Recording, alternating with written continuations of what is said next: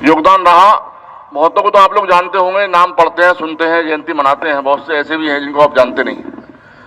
बच्चों ने अगर कुछ तैयारी की है, कुछ पढ़ के, कुछ समझ के, कुछ देख के, कुछ अपने गुरुजन से गाइडेंस लेकर वो बच्चे यहाँ आए हैं, तो उनको सुने। ये जो पूरा सप्ताह मनाया जा रहा है वो इस बात के लिए कि जो जागरूक नहीं है, जिनको जानकारी नहीं है कि हम आज़ाद कैसे हुए, हमारे पूर्वजों ने क्या क्या कुर्बानियाँ दी, वो आप जाने समझें। ठीक है, इसलिए शांत बैठेंगे बिना कोई हरकत किए, इसलिए बैठाया गया आपको। सम्मानित मंच एवं मेरे गुरुजनों और मेरे प्यारे साथियों, आप सभी को मेरा नमस्कार। मेरा नाम संध्या है। मैं कक्षा 12th A की छात्रा हूँ और मैं आपके सामने कुछ प्रस्तुत कर रही हूँ।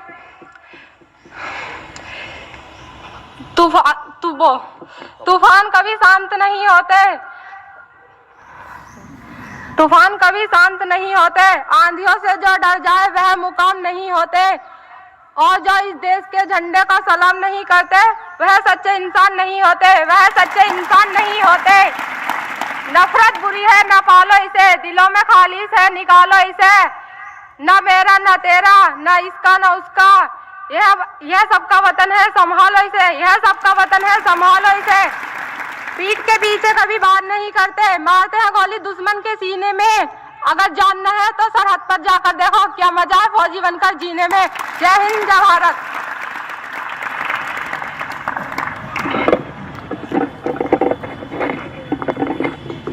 दूसरे क्रम में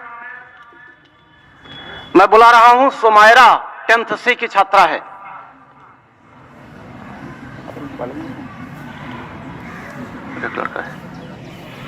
सुमायरा 10th C, यहां पर आओ, अपना नाम बताओ और ये बताओ कि मुझे किस विषय पर अपने विचार प्रस्तुत करने हैं।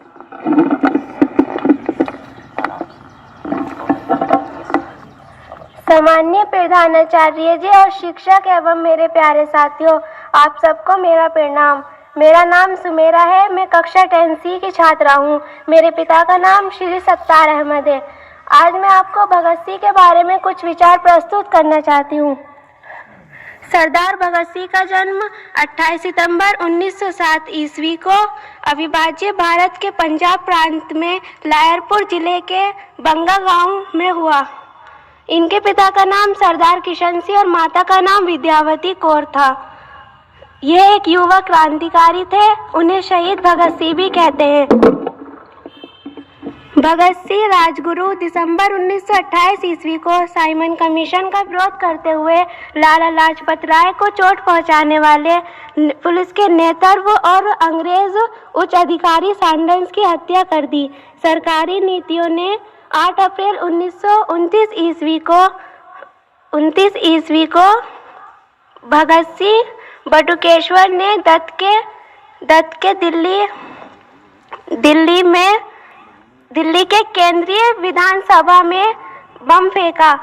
बम से नुकसान नहीं हुआ, वो दोनों वहां से भागे नहीं, पुलिस ने उन्हें गिरफ्तार कर लिया। 7 अक्टूबर 1930 ईस्वी को भगत सिंह सुखदेव राजगुरु को फांसी की सजा सुनाई गई। उनको लाहौर में 23 मार्च 1931 ईस्वी को फांसी दे दी गई। ये मुकदमा लाहौर में चलाया गया था, इसलिए इसे लाहौर कांड के नाम से जाना जाता है। जय हिंद, जय भारत।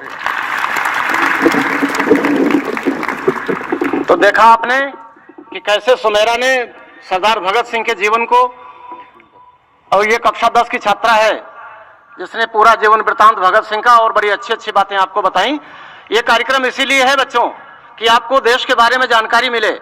हमारे देश के वो वीर शहीद जिन्होंने अपना बलिदान कर दिया, अपनी जान दे दी देश के लिए, आपको पता तो चले कि वो कौन थे, क्या थे, उनके अंदर का जज्बा क्या था, वो क्या सोचते थे देश के बारे में। उस समय भी लाखों की जनसंख्या थी भारतवर्ष की, लेकिन मरे 7,32,000, जबकि लाखों की संख्या थी, करोड़ों की संख्या उस समय भी थी। कई लोग ऐसे थे जो अपने घरों में चुपचाप बैठे थे, जिनके अंदर जागरूकता नहीं थी, जो जगे नहीं थे, जो सोए थे। काश अगर पूरा देश जग जाता तो बहुत जल्दी हम लोग आजाद हो गए होते। तो अगली कड़ी में मैं बुला रहा हूं कक्षा 10 का छात्र है लकी 10th C।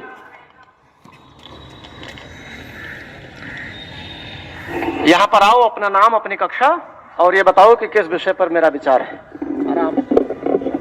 मैं कक्षा 10वीं का छात्र हूँ लक्की। मेरे प्यारे गुरुजनों और मेरे भाइयों, आप सबको मेरा प्रणाम। मैं अब बात करता हूँ वल्लभ भाई पटेल के बारे में। इनका जन्म 31 अक्टूबर 1875 को हुआ था। इनकी मृत्यु 15 दिसंबर 1950 को हुई थी। ये भारत के पहले प्रधानमंत्री और मुख्यमंत्री रह चुके थे। आज़ादी को लेकर इनका योगदान इतना था कि इनके प्रस्तुत भारत में लाए गए 22 साल की उम्र में इन्होंने जीडी की परीक्षा पास की और आगे की पढ़ाई करने इंग्लैंड चले गए। इंग्लैंड में जाके इन्होंने गुजरात में शराब और छुआछूत और महिलाओं के अत्याचारों पर लड़ाई लड़ी। इन्होंने महिलाओं को आज़ादी दिलाई और उनके प्रछूत लड़ाई लड़ी। 1917 ईस्वी को किसानों से कर लिया जाता था। किसानों की फसल खराब हो गई थी तो उस समय अंग्रेज सरकार थी। अंग्रेज सरकार किसानों से कर लेती थी। फसल खराब होने के कारण, भारी बरसात होने के कारण फसल खराब हो गई थी, इसलिए अंग्रेज कर देने में वो थे किसान।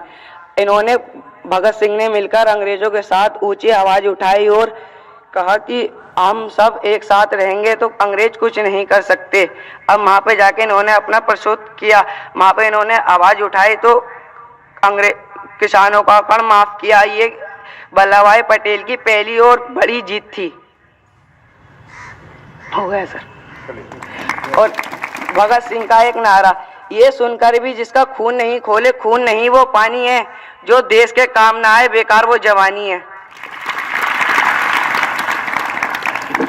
जो देश के काम ना आए वो बेकार जवानी है। वो हमारे बच्चों ने बहुत अच्छी प्रस्तुति दी है।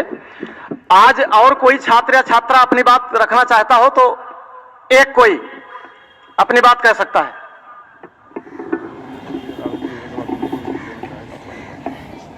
मोहम्मद जुनैद, कक्षा 12A।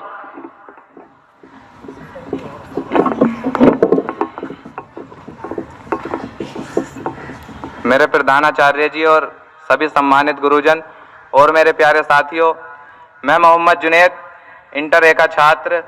आज मैं आपके सामने मेरा देश में मेरी माटी मेरा देश जो कार्यक्रम चल रहा है इसके बारे में कुछ बताना चाहता हूं, क्योंकि लगभग आप सभी जानते हैं कि 200 साल हमारा देश अंग्रेजों का गुलाम रहा और जब कहीं जाकर हमारे देश के क्रांतिकारियों ने और महापुरुषों ने जैसे भगत सिंह, चंद्रशेखर आजाद, सुखदेव, सरदार वल्लभ भाई पटेल, पंडित जवाहरलाल नेहरू, अशफाक उल्लाह खान, तमाम ने अपना योगदान निभाते हुए हमारे देश को आजादी दिलाई। और जब कहीं जाकर के 15 अगस्त सन 1947 को हमारा देश आजाद हुआ और आज इसीलिए हम हर वर्ष 15 अगस्त को स्वतंत्रता दिवस मनाते हैं।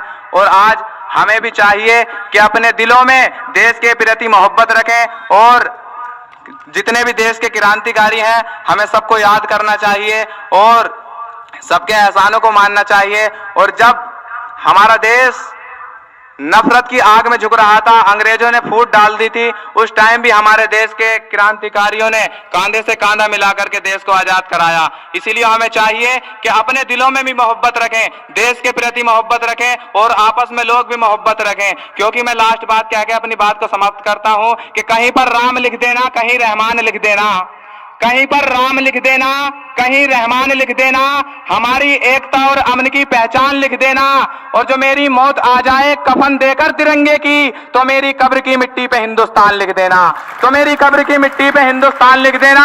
जय हिंद, जय भारत। बहुत अच्छे तरीके से मोहम्मद जुनैद ने अपनी बात रखी है। उसकी भाषा में एक प्रवाह था, एक फ्लो था, बहुत अच्छे तरीके से उसने शेर भी पढ़ा है। हाँ, और इन्होंने नाम नहीं लिखवाया था, मेरे कहने से अपने आप यहाँ बोलने आए हैं, ये बड़ी अच्छी बात है। बहुत अच्छी प्रतिभाएं यहाँ छिपी हुई हैं लेकिन बाहर नहीं निकल रही हैं। कुल 5 बच्चों ने हमें आज बोलने के लिए नाम लिखाया था जिसमें एक अनुपस्थित है। 4 ने बोला है, मोहम्मद जुनैद अपने आप आए हैं। इसी तरह कल भी 4 या 5 बच्चे हैं। अगर आपके पास कोई बढ़िया सा गीत है, कोई